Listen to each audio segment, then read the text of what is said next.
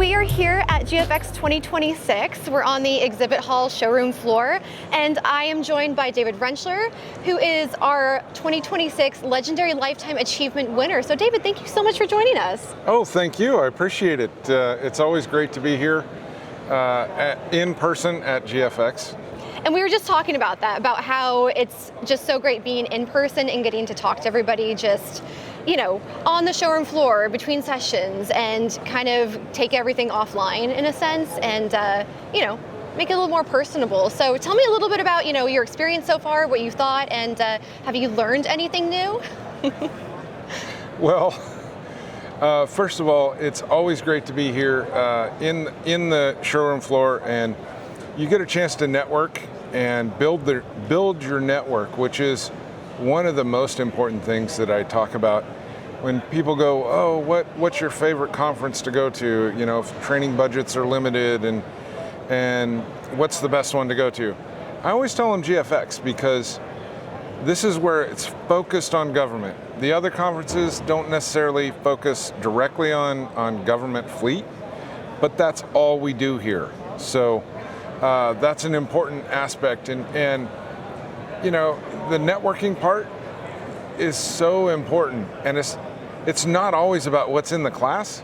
It's the little conversations that come out of it.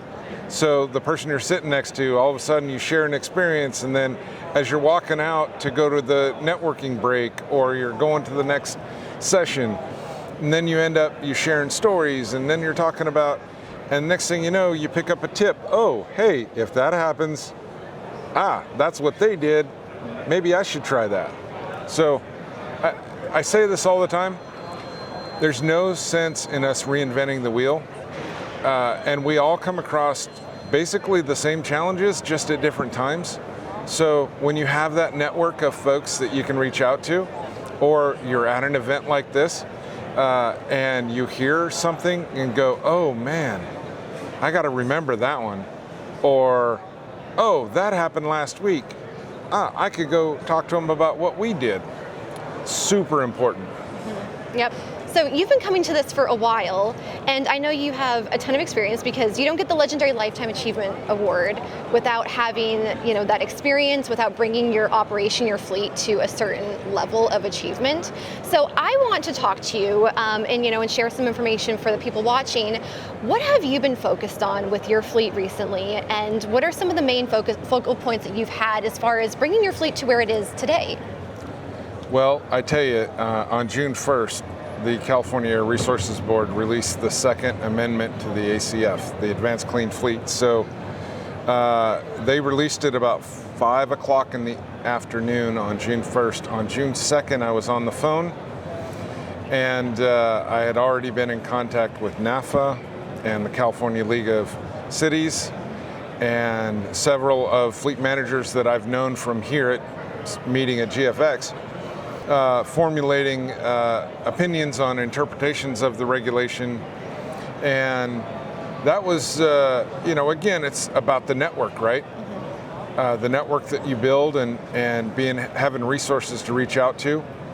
So that's taken a lot of time this week, over the last 8 days, trying to interpret exactly what they mean, and trying to reach out to CARB staff and get an interpretation. That's a little tough because we're in a comment period, so they don't want to answer questions. And so I tell you, the MEMA and NAFA have been great to work with regarding that.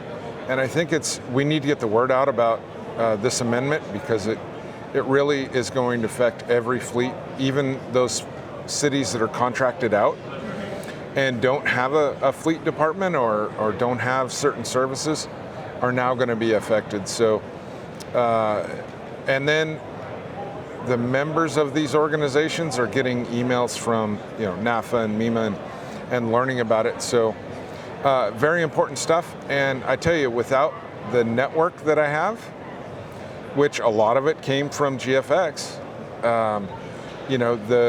that would be a lot harder to try to deal with. Right. Yeah. I mean, those are some really big things.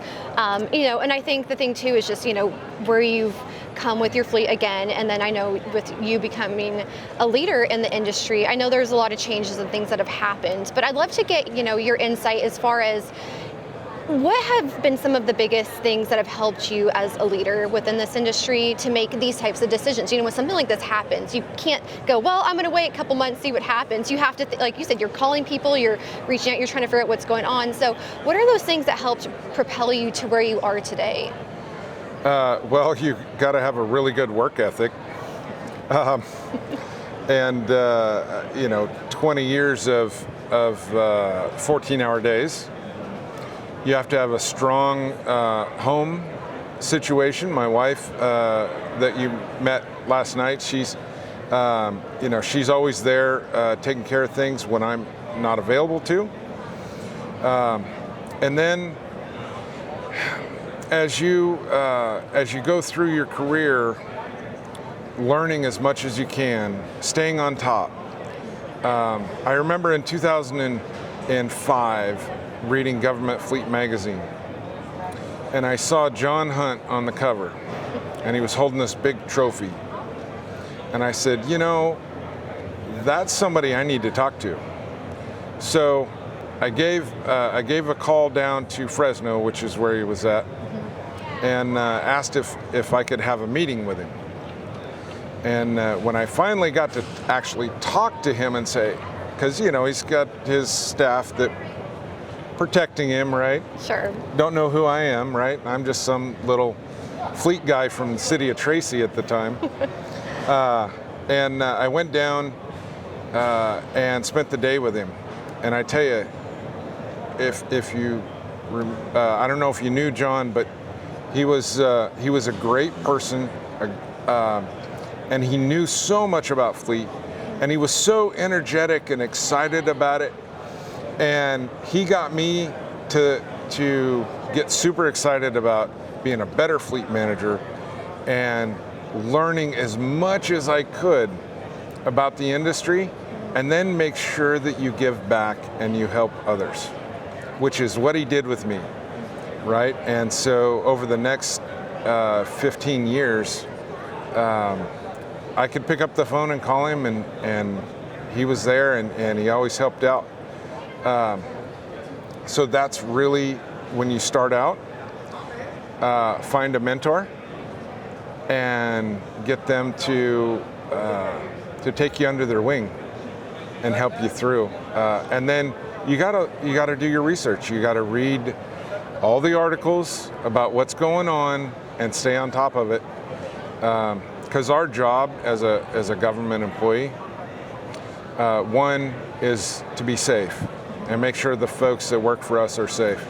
But our number 2 job is to be a good steward of the taxpayer dollar. That's really what our job boils down to. That's a really big statement, though. Being a good steward of their resources. So in order to do that, you have to be informed, you have to make good business decisions, and you have to have some common sense. All very good words of wisdom, I would say. But again, a lot to remember. That's a lot. It's not, from what I'm talking to you guys, it's not just, you do one thing and that's it. There's so many multiple moving parts. So, I always commend you guys for what you're doing. Okay, so to end it, I know we talk a lot about challenges and issues and all just, the stressful things that are happening.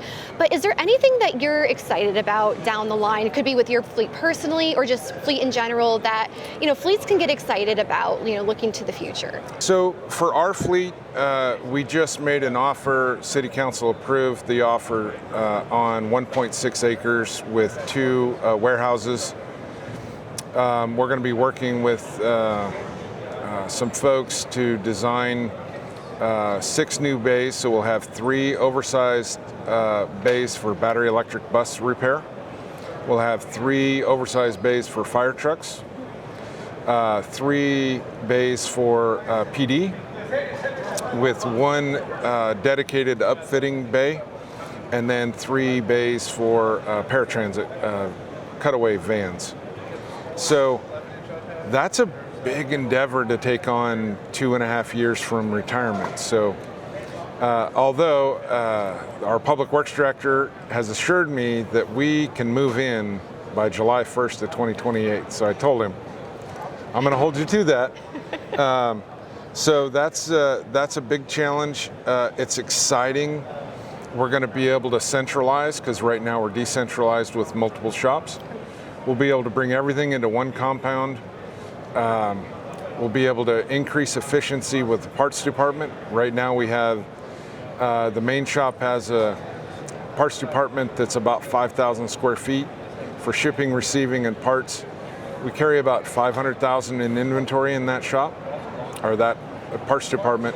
Our other location carries about 275,000 in inventory with staff over there. So we'll be able to centralize most of that, reduce costs, and we'll be able to go from running 2 shifts a day down to 1 shift a day. So it'll be easier to hire mechanics, because I don't know if you've tried to hire any mechanics lately to work night shift, but they don't like working from 3 p.m. to 12:30 a.m. I could imagine. So we're hoping that it's going to, we don't have a retention problem, but we do have a hiring problem. And so we're hoping that's going to help with that as well. Gotcha. Well, a lot of exciting things to look forward to, a lot happening very recently and in the immediate future, but again, things you can get excited about. So David, thank you so much for joining us. Again, congratulations on your award, and I know we'll be talking to you very soon again. All right, thank you very much.